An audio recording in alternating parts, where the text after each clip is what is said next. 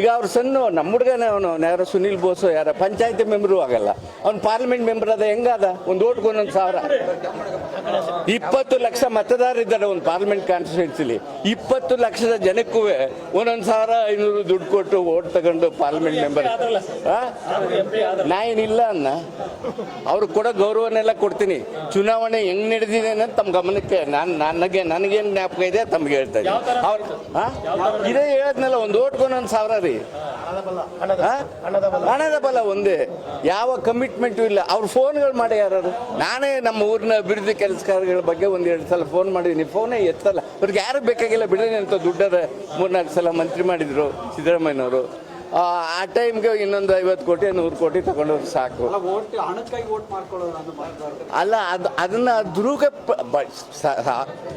ಜನಗಳು ಏನಿದ್ದಾರೆ, ಬಡ ಜನಗಳು ಗ್ರಾಮಾಂತರ ಪ್ರದೇಶದಲ್ಲಿ, ಅವರ ಬಡತನದ ದುರುಪಯೋಗದ ಪ್ರತಿಫಲ ಅವರ ಅಧಿಕಾರ ಅಷ್ಟೇ.